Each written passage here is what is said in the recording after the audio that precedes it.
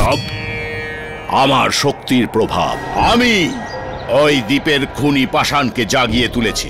ওই রাজনও এসেছিল একটা প্রার্থনা নিয়ে। ও আমাকে বলেছিল যদি ওই দ্বীপে সে রিসর্ট বানাবার অনুমতি পায় তাহলে ও নিজে গাছতলায় গিয়ে দাঁড়াবে। তখন আমি ওকে আশ্বাস দিই যে মোহনার্য এই জীবনে কেন, যদি মৃত্যুর পরেও 1,84,000 জনি পার করে আবার জন্ম নিলেও সে ওই দ্বীপে কোনো দিনই রিসর্ট বানাতে পারবে না। সত্য বচন, ঠিক যা আপনি বলেছিলেন তাই হয়েছে। বরুণ, ভীষণ গন্ডগোল চলছে। স্যার, এখানেও খুব গড়বড় চলছে। স্যার, ওই আলোটা দেখলেন আপনি? ইয়নার সময়ের অভাবের কারণে আমি ওই দ্বীপ পর্যন্ত যেতে পারিনি, কিন্তু আমি আমার সহায়ক বরুণকে ওখানে পাঠিয়েছিলাম। ও ওখানে পৌঁছলো বলে কিছু সময়ের মধ্যেই ও দুর্ঘটনাগ্রস্ত হেলিকপ্টারের ছবি আমাকে পাঠাবে।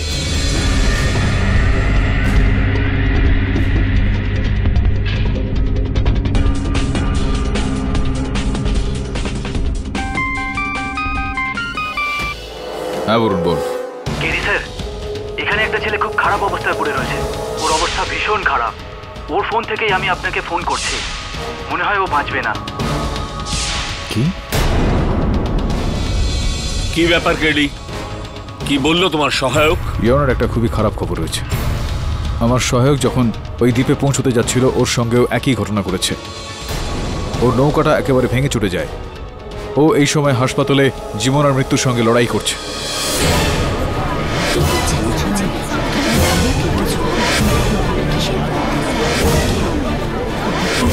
আমি আদালতের কাছে অনুরোধ করছি যে আমাকে সেখানে যেতে দেওয়া হোক, আর এই কেসটার পরবর্তী একটা তারিখ দেওয়া হোক। দেখেছিস, আমি বলেছিলাম না আমার ভবিষ্যৎবাণী কখনো মিথ্যা হয় না। এসব ওই অভিশপ্ত দ্বীপের সঙ্গে টক্কর নেবার ফল। ওই দ্বীপের সাথে যেই টক্কর নেবে চূর্ণ চূর্ণ হয়ে যাবে। স্বয়ম্ভু। তাহলে পাঠকবাবু, মনে হচ্ছে আপনি এই সমস্ত এই অলৌকিক শক্তিগুলোর ব্যাপারে এবারে আপনি বিশ্বাস করতে শুরু করবেন। আমার মনে হয় ইওর অনার যে উনি হয়তো এই কেসটা থেকে পালাতে চাইছেন, তাই পরের ডেটের বাহানা বানাচ্ছেন বারবার করে। আই থিঙ্ক পাঠকবাবুর এই ইচ্ছাটাকে মেনে নেওয়াই উচিত। हजारों ख्वाहिशें ऐसी के हर ख्वाहिश पे दम निकले, बहुत निकले मेरे अरमान फिर भी कम निकले।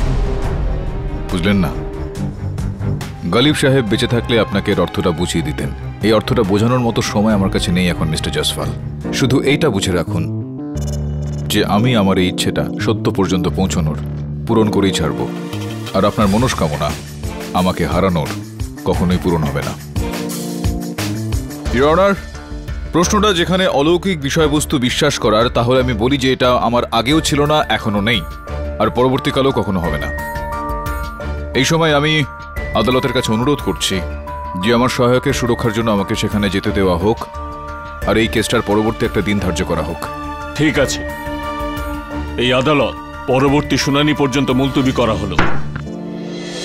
স্বামী রাজনাথের সাপের ভয়ঙ্কর কাহিনী আরো একবার মোহন আর্যের মার্ডার কেসকে একটা নতুন মোড় দিয়েছে। চমকে যাওয়ার মতো কথা এটাই যে এবার বিখ্যাত অ্যাডভোকেট কেডি পাঠকও এই প্রকোপ থেকে বাঁচতে পারলেন না। ওনার সহায়ক বরুণের উপরেও প্রাণঘাতী হামলা হয় যখন উনি দ্বীপের কাছাকাছি গেছিলেন। বরুণ এই মুহূর্তে হাসপাতালে জীবন ও মৃত্যুর সঙ্গে পাঞ্জা লড়ছে। তাছাড়াও রাজন খান্ডানির সহায়কেরও অদ্ভুতভাবে মৃত্যু ঘটেছে, যার সাক্ষী কেডি পাঠক নিজে। পরস্পর একের পর এক মৃত্যু এই মামলাটাকে আরো বেশি অভেদ্য এবং জটিল করে তুলছে। দেখুন, সাধারণ মানুষকে রক্ষা করা আমাদের কাজ, কিন্তু আমরাও তো মানুষ, আমাদেরও বউ বাচ্চা আছে। ডিপার্টমেন্ট হাজার বললেও আমরা ওই দ্বীপে নিজেদের জীবনের ঝুঁকি নিতে পারবো না।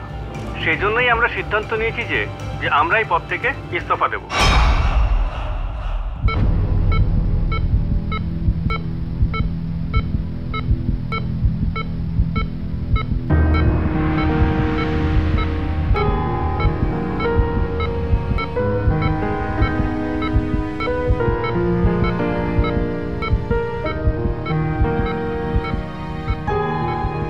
মিস্টার পাঠক, আগে হি ইজ ক্রিটিক্যাল, কিন্তু আমরা পুরো চেষ্টা করছি। Thank you doctor.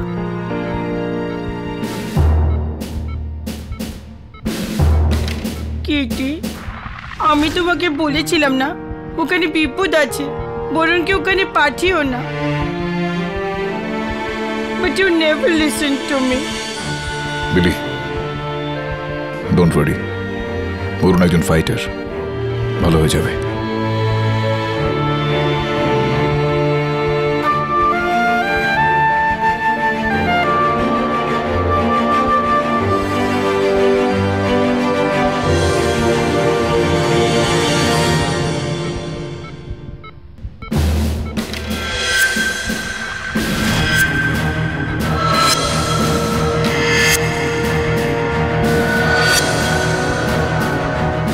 KD sir,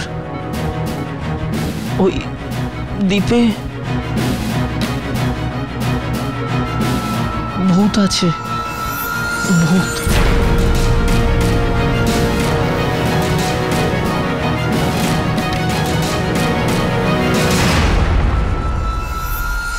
মা, নিজেকে শক্ত করো।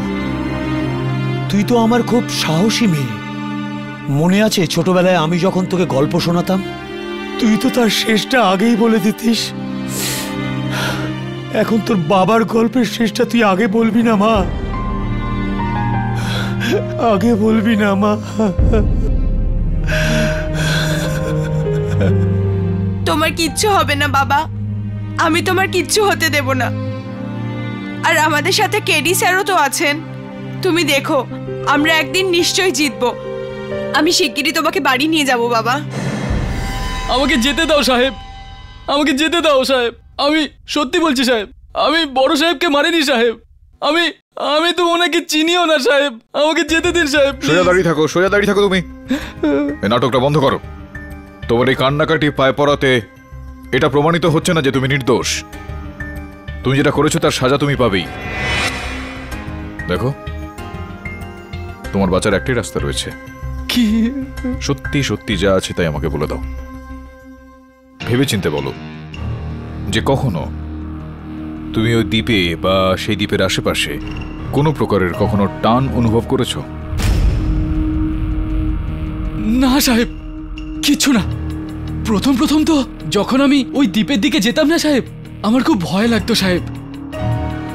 কিন্তু আমার কোনো ক্ষতি করেনি সাহেব। হয়তো ও সব জানে সাহেব যে আমি তো গ্রামের গরিব ছেলে। আমি তো শুধু রোজগারের জন্য ওখানে যেতাম সাহেব। আর এই যে তোমার বস রয়েছেন, যে সবসময় লুকিয়ে থাকে, অন্ধকারে থাকে, ও কখনো না কখনো তোমাকে তো বলেছে নিশ্চয়ই, শিখিয়েছে নিশ্চয়ই এই বেঁচে থাকার উপায়টা, কোনো রাস্তা শিখিয়েছে কিছু? না সাহেব, আমি তো কখনো ওনাকে দেখিনি সাহেব, আর না কখনো আমাকে কিছু বলেছে সাহেব।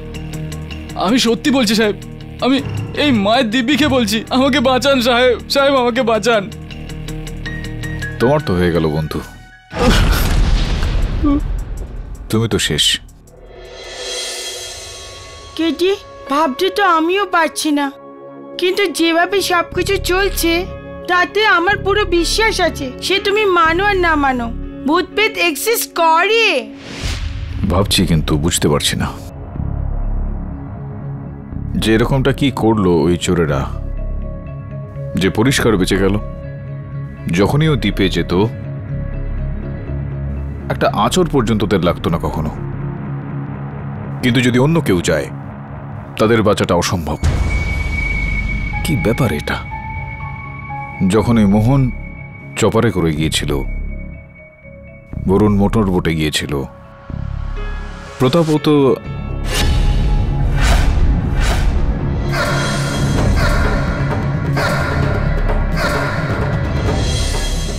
কি হইলো? হয়নি বিলি, এখনো হবে। এই কেসের কারণে বরুণের এরকম অবস্থা হয়েছে। আমার যে কোনো উপায়ে রহস্যটাকে বার করতে হবে। আর আমি কথা দিচ্ছি, যেই ব্যক্তির কারণে বরুণ আজকে এই পরিস্থিতিতে, সে আমার হাত থেকে বাঁচতে পারবে না।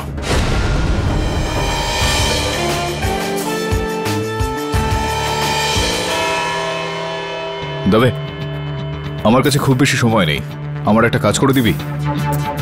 থ্যাঙ্কস। মন দিয়ে শোন, ইওর অনার, আজকে আদালতে আমি এই কেসটার বিষয়ে এমন একটা জিনিস বলতে চলেছি যেটা এই কেসের দিকটাকে একেবারে বদলে ফেলবে। সর্বপ্রথম ইওর অনার, যেই হেলিকপ্টারে আর্যবাবুর মৃত্যু হয়েছিল সেটার মধ্যে কোনো রকম টেকনিক্যাল সমস্যা ছিল না, আর দুষ্কৃতীরাও তার উপর হামলা চালায়নি। এটা তুমি কি বলছো কেডি? মানে তোমার হিসেবে ওই... ঠিকই বলছে ও, একদমই ঠিক বলছে। তার মানে ও এসে গেছে সোজা রাস্তায়, বুঝতে পেরেছে তন্ত্র মন্ত্রের শক্তিকে, শিখে গেছে ওই খুনি দানবীর শয়তানের রাস্তার তার পথকে।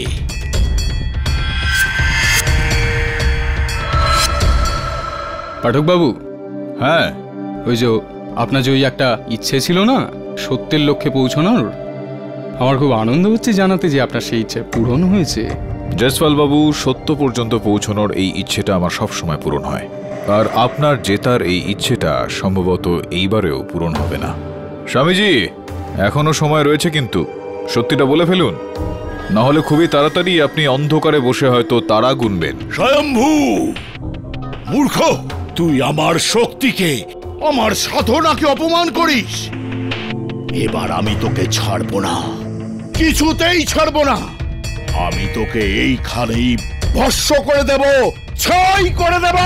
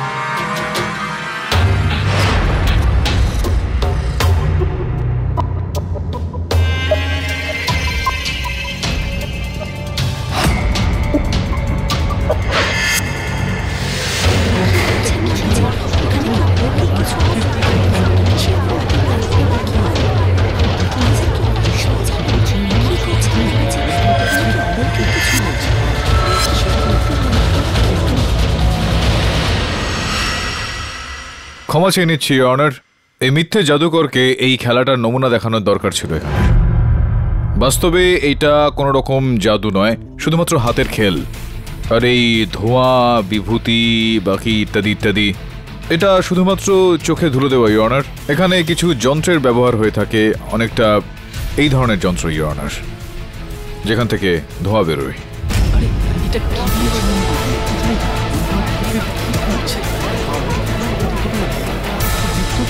ইওর অনার, আমি এখন আদালতে যদি আপনার অনুমতি হয় তো তাহলে আরো একটা জাদু দেখাতে চাইব। অনুমতি দিলাম।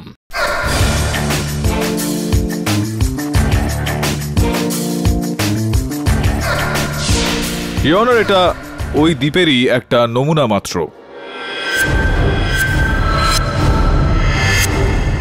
মেনে নিচ্ছি যে এটা একটা আসল জাহাজ। এখান থেকে এটা বেরোচ্ছে, জাহাজের কিচ্ছু হলো না। এখান দিয়ে যখন যাচ্ছে, জাহাজের কিচ্ছু হলো না।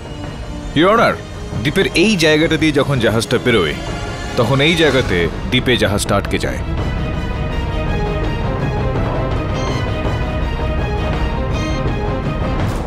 এখন ইওর অনার, এটা মেনে নিচ্ছি যে এই জাহাজটা বা ওই চপারটা যেটা করে আর্যবাবু সেখানে গিয়েছিলেন, আর এটা যখনই দ্বীপের ওখান দিয়ে যায় আর দ্বীপের ওপরের দিকে পৌঁছয়, তো ঠিক এইভাবেও দ্বীপটার দিকে আকৃষ্ট হয়ে যায়।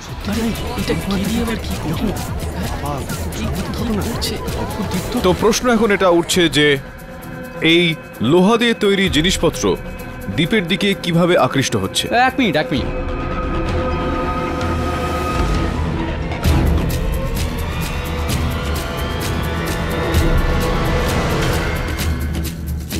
হ্যাঁ কি পাঠকবাবু, জাদু জাদু ম্যাজিক ম্যাজিক এসব কিচ্ছু না ইওর অনার। ম্যাগনেট, এটা চুম্বক। প্রথমবার আপনি এ জীবনে বুদ্ধির কথা বললেন। আসুন না, আসুন এই ময়দানে। ইয়নার জয়সওয়াল বাবু একদমই ঠিক বলেছেন। চুম্বকেরই কাজ এটা। এই কেসটা শুরু থেকে একটা বিষয় আমাকে জ্বালিয়ে আসছে, যে অন্তত কেন তাতিয়া তাওড়েকে ওই দ্বীপটা কোনো রকম ক্ষতি করেনি। তারপর আমি ভেবে দেখলাম যে তাতিয়া তাওড়ে কখনোই লোহা দিয়ে তৈরি নৌকা করে ওই দ্বীপের কাছাকাছি যায়নি। ও সাঁতার কেটে ওই দ্বীপ পর্যন্ত পৌঁছতে।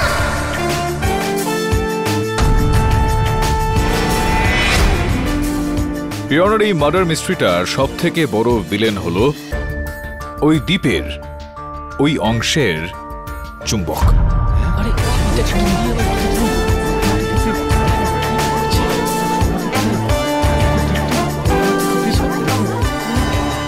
ইয়নার এই স্যাটেলাইটের ইতিহাস আমাদের বলছে যে ওই দ্বীপে যেই পাথরগুলো রয়েছে সেগুলোর উপাদানের মধ্যেই এই রহস্যটা লুকিয়ে রয়েছে ইয়নার। আর এই রহস্যটা হলো ফেরাস অক্সাইড। ফেরাস অক্সাইড যা দিয়ে লোহা ধাতু তৈরি করা হয়, আর লোহা ধাতু দিয়ে তৈরি হয় ইয়নার চুম্বক। ইয়নার লোহার আরেকটা রূপ হলো চুম্বক, যেরকমটা আমরা সবাই জেনে এসেছি। যখন লোহার আণবিক সংগঠন পুনর্নির্মাণ হয়ে যায় তখনও চুম্বক হয়ে যায়। এরকমটাই ওই দ্বীপে পড়ে থাকা পাথরগুলোর সঙ্গে হয়েছে। ওই পাথরগুলোতে চুম্বকের মাত্রা এতটাই অত্যাধিক যে পাশ দিয়ে চলে যাওয়া লোহার যে কোনো জিনিসকেই ও নিজের দিকে টেনে নেয়, যেটা উড়োজাহাজ হোক বা জলের। আর ইয়নার এটা স্পষ্ট যে এরকমটাই ওই চপারের সঙ্গে হয়েছিল, ওই হেলিকপ্টারটার সঙ্গে হয়েছিল যেটার ওপর আর্যবাবু উঠেছিলেন। যখনই ওনার হেলিকপ্টারটা এই পাথরগুলোর পাশ দিয়ে যাচ্ছিল, পাথরের চুম্বক শক্তি ওনার হেলিকপ্টারকে তাদের দিকে টেনে নেয়, যেটার কারণে ওনার হেলিকপ্টার দুর্ঘটনার কবলে পড়ে।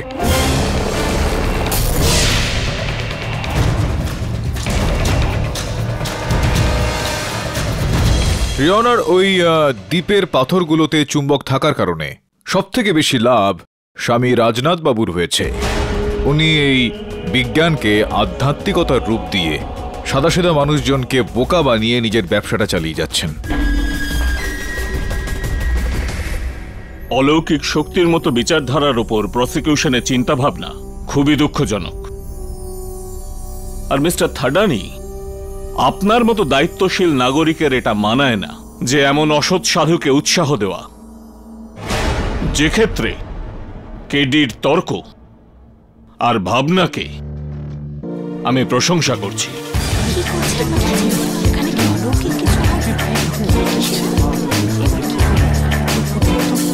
এই ব্যাপারে আমি তোমাকে অভিনন্দন করতে চাই কেডি। ধন্যবাদ ইউর অনার। কেডি স্যার,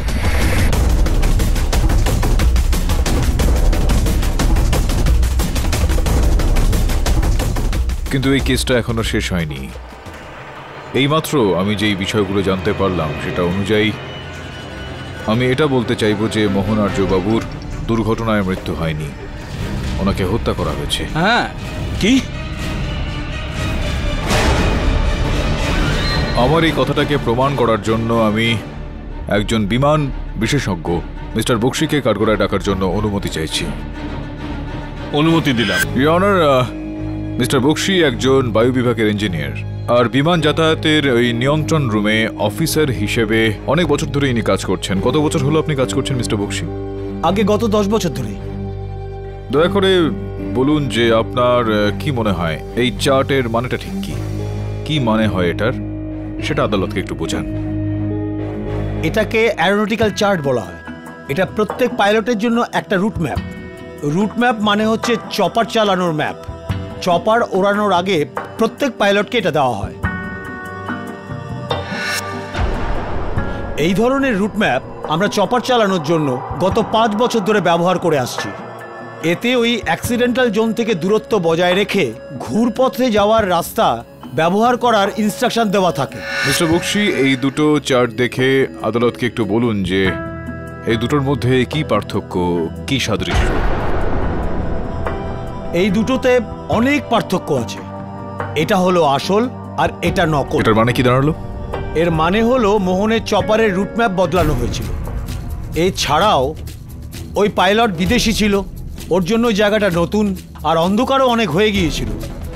এই অবস্থায় পাইলট কি করবে? খুব সাধারণভাবেই রুটে যা দেওয়া হয় সেই ম্যাপ অনুযায়ী চপার চালাবে। ইয়নার, সব মিলিয়ে মোহন আর্য বাবুর বিদেশি পাইলট বদল করা রুট ম্যাপে যে রুটটা ছিল সেটার ব্যবহার করলো, নাকি অন্য কোন রুটে গেল? সোজাসুজি সেটার উপর দিয়ে গিয়েছিল এবং তারপর কি হয়েছিল সেটা আমরা সবাই জানি। কিন্তু কেডি, ওই সন্দেহভাজন ব্যক্তি কে যে রুট ম্যাপ বদলেছে? আমি বলবো ইওর অনার, যদি অবশ্য পাঠকবাবু আপনার আপত্তি না থাকে তো। উত্তর রয়েছে এটার আপনার কাছে, বলুন না। ইওর অনার, আমি থাডানি বাবুর কোম্পানিতে কর্মরত রাঘব বাবুকে এখানে ডাকতে চাই। অনুমতি দিলাম।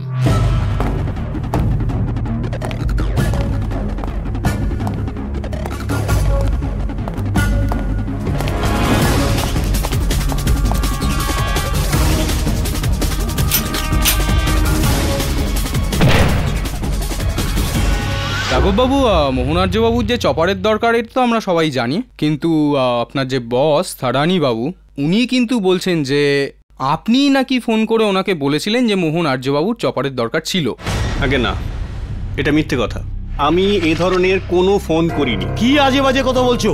তুমিই তো আমাকে ফোন করেছিলে যে মোহনের একটা চপারের দরকার আছে, আর তার সাথে এটাও তোমাকে বলেছিলাম ওর থেকে কোনো পেমেন্ট নেওয়া হবে না, কারণ আমি জজ সাহেব মোহনের দিকে বন্ধুত্বের হাত বাড়াতে চেয়েছিলাম। শান্ত হয়ে যান থাডানি বাবু, নিজের আবেগের ওপর একটু কন্ট্রোল রাখুন। খারাপ হয়ে যাবে হেলিকপ্টারের ওপর তো কন্ট্রোল রাখতেই পারেননি। হ্যাঁ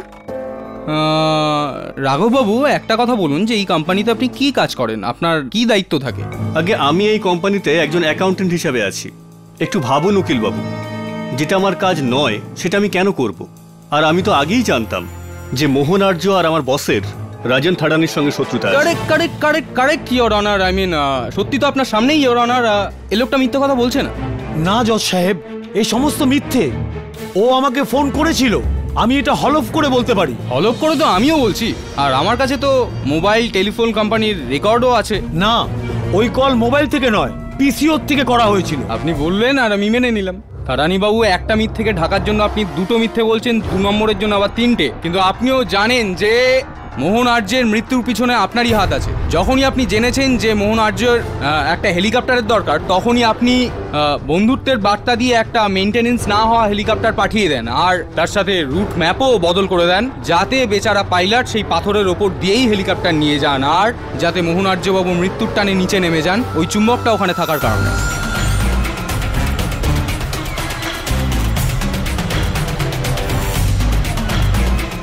আর হ্যাঁ, তারপর আপনি জানতে পারেন যে যদি তদন্ত হয় তাহলে আপনি ধরা পড়ে যাবেন যে মেইনটেনেন্স করা হয়নি, তাই আপনি আপনার কর্মচারী অজয়কেও সরিয়ে দিলেন।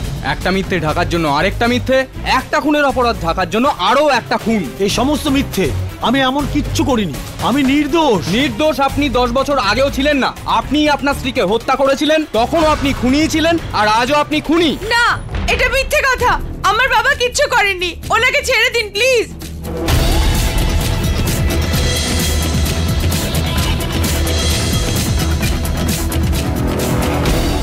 ইয়নার, 10 বছর আগে যে ঘটনাটার কথা প্রসিকিউটর মহোদয় বলছেন, মিসেস থানানির মৃত্যু, এটা ওনার মৃত্যুর মেডিকেল রিপোর্ট ইয়নার, যাতে এটা প্রমাণিত হচ্ছে যে মিসেস থানানির স্কিজোফ্রেনিয়া নামে এক ধরনের মানসিক রোগ ছিল, যে কারণে উনি আত্মহত্যা করেন। একটা সার্ভে অনুযায়ী এটা জানতে পারা যাচ্ছে ইয়নার যে স্কিজোফ্রেনিয়া আক্রান্ত মানুষজন হামেশাই আত্মহত্যা করে থাকেন। আমি আদালতের কাছে অনুরোধ করব যে প্রসিকিউটর মহোদয়কে এটা বলা হোক যে বিনা সাক্ষীতে আমার মক্কেলের ওপর যেন অভিযোগ না করেন। অপরাধীকে অপরাধী বলবো না তো কি বলবো? জজবাবু, ক্ষমা চেয়ে নিচ্ছি। আমি ভর্তি আদালতে যদি বলি যে আপনার বাবা চোর, তাহলে আপনি কি বলবেন? Mind your language. এবার আপনি আপনার সীমা ছাড়িয়ে যাচ্ছেন পাঠকবাবু। চিৎকার করবেন না, চিৎকার করলে গলার নলি কেটে যেতে পারে। এই বিষয়টাই আপনাকে বোঝাতে চাইছিলাম একটু, যে বারবার কোনো সন্তানের বাবাকে যদি খুনি খুনি খুনি বলা হয় তাহলে সন্তানের কষ্ট তো হবেই। Order order. প্রসিকিউশনকে ওয়ার্নিং দেওয়া হচ্ছে যে বিনা প্রমাণে কাউকে অপরাধী বলা বন্ধ করুক।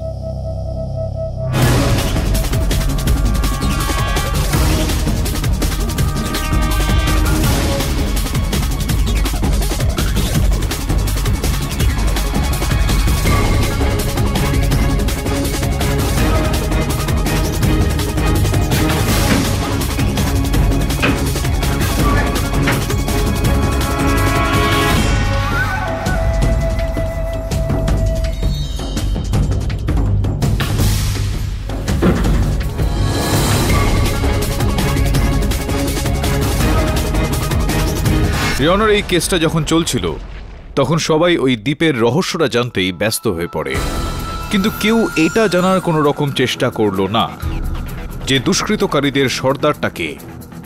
আমি আদালতকে বলতে চাইব ইয়নার যে ওই ব্যক্তিটা ঠিক কে, আর এটাও বলবো যে ওই ব্যক্তি আজ এই সময় এই আদালতে উপস্থিত রয়েছেন। Welcome to bitten world. How may I assist you? নতুন ফ্ল্যাটের জন্য একটা স্ট্যান্ড ফ্যান আর কুলার নেব। এই পচা গরম থেকে একটু স্বস্তি চাই। বাজার চলতে সব ব্র্যান্ড আর ভরসাযোগ্য নয়। তার জন্য তো আমাদের ফ্যান আছে, all purpose bullet table fan, ceiling fan. আমাদের সিলিং ফ্যান কিন্তু 30 মাসের ওয়ারেন্টি সহ পাওয়া যায়। আছে ফারাটা 2 বছরের ওয়ারেন্টি, 17 থেকে 20 মিটার এয়ার ফ্লো, মধ্যবিত্তের সাধ্যের মধ্যে একমাত্র ভরসাযোগ্য ব্র্যান্ড বিটেন। আমাদের কুলারের কিন্তু অনেক range, 45 litres, 50 litres, 70 litres, 90 litres, 110 litres. Honeycomb সহযোগে বিটেনের সব কুলারের ওয়ারেন্টি 1 বছর। চেনা হাওয়ায় অচেনা অনুভূতির জন্য একমাত্র আদর্শ বিটেন। গরমে স্বস্তি পেতে বিটেনের ফ্যান হোক বা কুলার, আজই আনুন বাড়িতে। Beaten, digitally yours.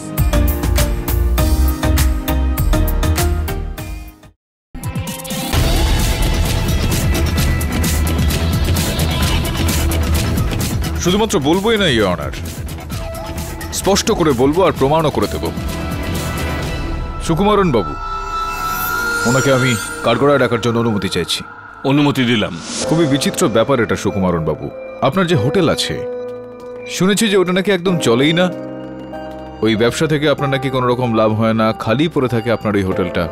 সেটা হতেও আপনি সবসময় অনেক অনেক কারি টাকা ইনভেস্ট করেন আপনি ওই হোটেলে, সেটাকে আরো ঝাঁ চকচকে করে তোলার জন্য। এরকমটা কেন?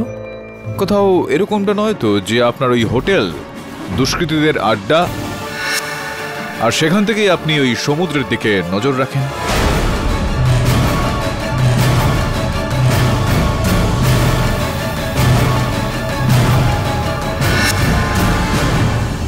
Your honour, inspector Deb Sukumaran বাবুর হোটেলের রুমে রেড করেছিলেন, তল্লাশি করেন, আর কিছু দুর্মূল্য বস্তু সেখান থেকে বাজেয়াপ্ত করেছেন, যেরকম একটা দূরবীন রয়েছে যেটার ব্যবহার করা হয়ে থাকে রাতে জিনিসপত্র দেখতে।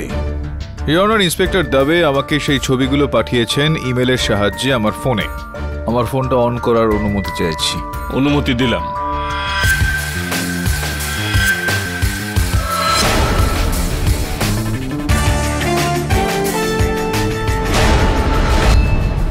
ইওর অনার, আমার আশঙ্কা রয়েছে, সন্দেহ রয়েছে যে যা কিছু হয়েছে সেগুলোর পেছনে সুকুমারন বাবুরই হাত রয়েছে। সবার প্রথমে ইনি থরানি বাবু আর আর্য বাবুর বিষয়ে সবকিছু খবরাখবর নেন, আর তারপর রাঘব সেজে ইনি থরানি বাবুকে ফোন করেন আর ওই হেলিকপ্টারের ব্যাপারে খোঁজ খবর নেন। আর তারপর ইনি যখন আর্যবাবু ওই উড়ানে উঠতে চলেছিলেন তখন ইনি গিয়ে ওই উড়ানের নকশাটা বদলে দেন, যে কারণে ওই চপারটা ওখানে আটকে যায় আর দুর্ঘটনার কবলে পড়ে।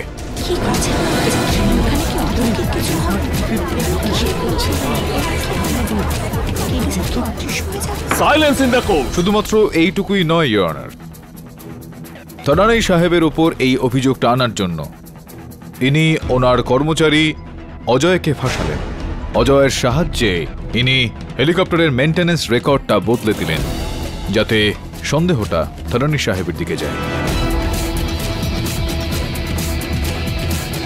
আর যখন ইনি ইঙ্গিত পেলেন যে হতে পারে অজয় সত্যিটা বলে দেয়, তখন ইনি অজয়কেও মেরে ফেললেন। কি? আমি মানছি যে আমি স্মাগলিং চক্র চালাই, কিন্তু মোহন আর্য আর অজয়কে আমি খুন করিনি। আমি তো একদম জানতামই না যে মোহন স্যার চপারে যাওয়ার কথা বলবেন। আমি তো ওনার জন্য একটা মোটর বোটের বন্দোবস্ত করেছিলাম, আর আমি ওই বোট চালককে বিশেষভাবে বলেও দিয়েছিলাম যে দ্বীপের সামনে দিয়ে যেন একদম না যায়। সুকুমারন, আমার খুব তাড়াতাড়ি একটা চপার দরকার। দেখো, কাল সকালে আমাকে ওই আইল্যান্ডে পৌঁছতে হবে। কিন্তু আপনার তো আজকেই যাওয়ার কথা ছিল। আমি আপনার জন্য মোটর বোটেরও বন্দোবস্ত করেছি। কি করব সুকুমারন, পদ্মার শরীরটা আসলে ঠিক নেই। আর ও জলপথে যেতে পারবে না, কারণ ওর বোটে গেলে কিছু সমস্যা হয়। তাই আমার মনে হয় চপারে গেলে ও সুস্থ আর নিরাপদ থাকবে। কিন্তু স্যার কালকেই এত তাড়াতাড়ি হয়তো আমি চপারের বন্দোবস্ত করতে পারবো না। স্যার আপনি মোটর বোটেই যাচ্ছেন না কেন? ওহো মিস্টার সুকুমারন, আমাকে ফালতু পরামর্শ দিয়ে আমার সময় নষ্ট করো না। আমি যেটা বলছি সেটাই করো। যেভাবেই হোক আমার কাল সকালে চপার চাই। আরে আমি একটা পাইলটও জোগাড় করেছি এর জন্য। Okay sir. পাইলটকে তাড়াতাড়ি ইঞ্জিন অন করতে বলো। সরি স্যার, কিন্তু ভালো এটাই হবে যে যদি আপনার যাত্রা কাল পর্যন্ত স্থগিত রাখেন। অন্ধকারও হয়ে আসছে, আর আপনি তো জানেন যে ওই দ্বীপটা অভিশপ্ত। আর আপনি এসব ফালতু কথা সুকুমারন, এই সমস্ত গল্প আর মিথ্যে কথায় আমার সিদ্ধান্ত বদলাতে পারবে না। যদি আমি মোহন আর্যকে মারতেই চাইতাম তাহলে আমি ওনাকে যাবার জন্য আটকাতামই বা রাইট ইয়োর অনার, সুকুমারন বাবুর বলা সমস্ত কথা খতিয়ে দেখা দরকার, কারণ উনি মোহন আর্য বাবুকে খুন করেছেন এটা আমার মনে হয় না।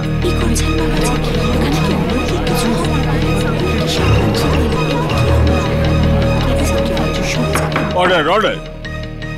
এই আদালত 2 ঘন্টা পরে আবার শুরু হবে।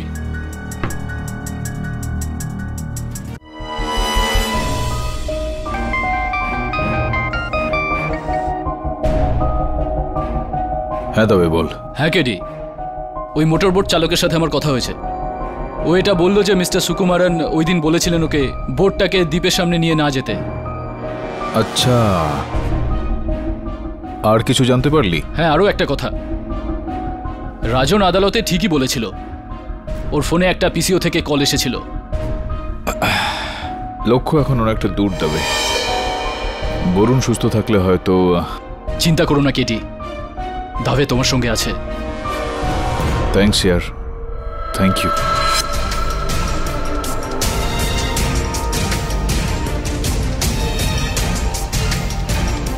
তো রাঘব বাবু, ফোন কলটা আপনি করেননি থারানি বাবুকে?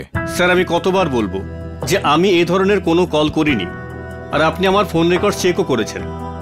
যদি আপনি ফোন কলটা না করে থাকেন তাহলে প্রশ্ন উঠছে যে ফোনটা করলো কে?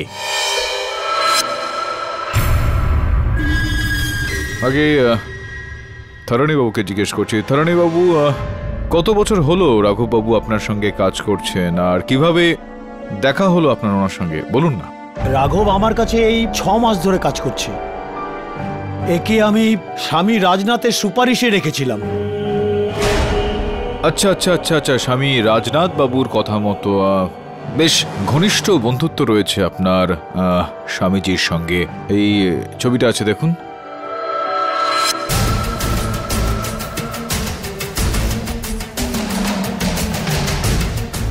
আগে হ্যাঁ, আমি গুরুজির ভক্ত।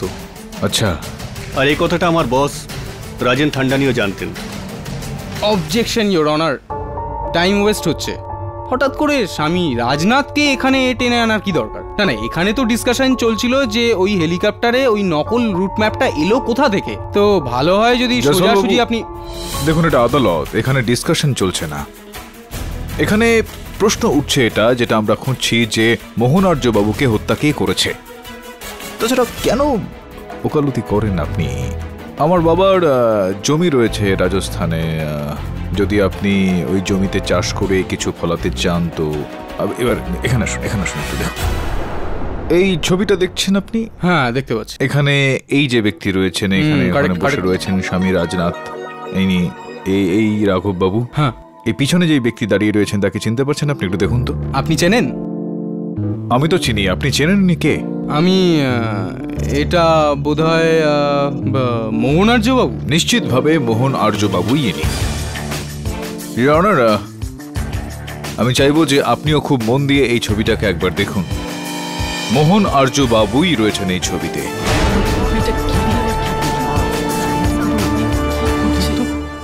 খুব কম মানুষজনই জানেন যে মোহন আর্য বাবুও স্বামী রাজনাথের ভক্ত। তিনিও অলৌকিক শক্তিতে বিশ্বাস রাখতেন।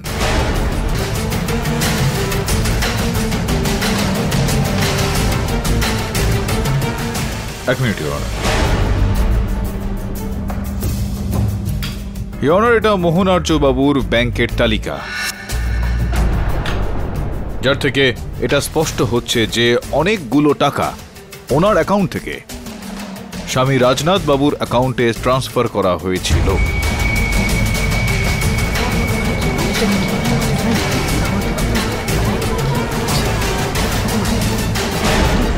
খুবই ঘনিষ্ঠ বন্ধুত্ব ছিল ওনাদের দুজনের মধ্যে, কিন্তু এই সম্পর্কটা বেশি দিন ধরে টিকল না। স্বামী রাজনাথ ওনাকে তাড়িয়ে দিয়ে রাজন থাডানি বাবুকে নিজের ভক্ত হিসেবে মানলেন, কেননা উনি জানতেন যে মোহন আর্যবাবুর কাছে এরকম বেশ কিছু রহস্য রয়েছে যেগুলো উনি খুলে দিতে পারেন। আর সম্ভবত এই কারণেই স্বামী রাজনাথ মোহন আর্যবাবুকে হত্যা করেন।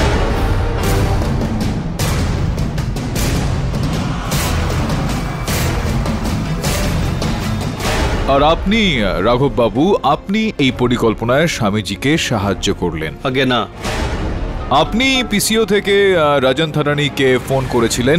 আগে না, আমি কোনো কল করিনি। আপনি ওনাকে ফোন করে হেলিকপ্টারের বিষয়ে বলেছিলেন। এটা সম্পূর্ণ আর বাজে কথা। আপনি মোহন আর্যবাবুর হেলিকপ্টারকে ক্র্যাশ করিয়েছিলেন। আমি কিচ্ছু অজয়কে করিনি। হত্যা আপনি করেছিলেন কি না? জজ সাহেব, আমাকে অকারণ দোষারোপ করা হচ্ছে। আমি কোনো কল করিনি। আসল অপরাধী স্বামীজি, আমি নই।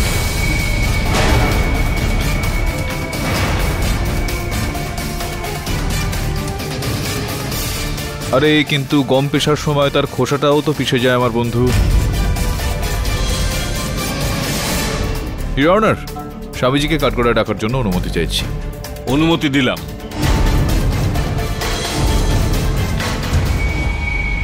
পরম পূজনীয় স্বামী রাজনাথ বাবা, আপনার ভালো তাতেই হবে যদি আপনি মহামান্য বিচারককে যাবতীয় সত্যিগুলো বলে দেন। দোষ স্বীকার করে নিন, কেননা যদি আমি বলতে শুরু করি তাহলে আপনার জন্ম থেকে এখনো পর্যন্ত পুরো কুণ্ডলিটা খুলে দেব। সমস্ত কালো কদঙ্ক বাইরে বেরিয়ে আসবে। কি বলতে চাইবেন আপনি? নয়তো কি করতাম? আমার কাছে আর অন্য কোনো রাস্তা ছিল না। মোহন আর্য না তো শুধু আমাকে অর্থ সাহায্য বন্ধ করে দেয়, তার সাথে লোকে আমার বিরুদ্ধে খেপিয়ে তুলতে থাকে। আমার অনেক গোপন কথাও জানতো, সেসব প্রকাশ করে দেবে বলে আমাকে ভয় দেখাচ্ছিল। আপনি বলুন জজ সাহেব, আমি একজন মহান সন্ন্যাসী, সারা দুনিয়ার ভক্ত আমার পায়ে পড়ে, আর আমি একটা সাধারণ মানুষকে ভয় পাচ্ছিলাম, তার পায়ে পড়ে দয়া ভিক্ষা চাইছিলাম। তাই জন্য আমি মোহন আর্যকে শাস্তি দেবার সিদ্ধান্ত নিই।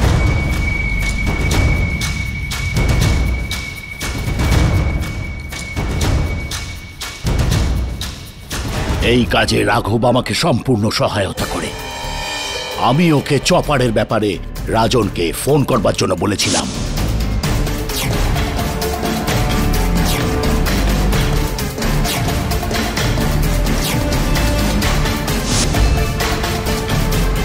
আর তারপর চপারের নকশা আমি রাঘব আর অজয়ের সাহায্য নিয়ে বদলে ফেলি।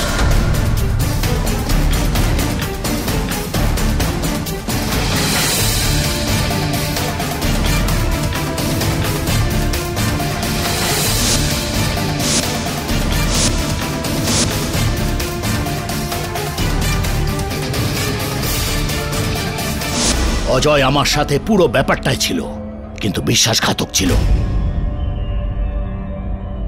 আমাদের কথা কেডিকে বলতে গেছিল, চলে গেল উপরে। স্বয়ম্ভু, ভয় পাস না বাছা। আমি জানি যে তুই ফোনে কার সাথে কথা বলছিলিস। আমি তোর কষ্ট দূর করে দিতে এসেছি।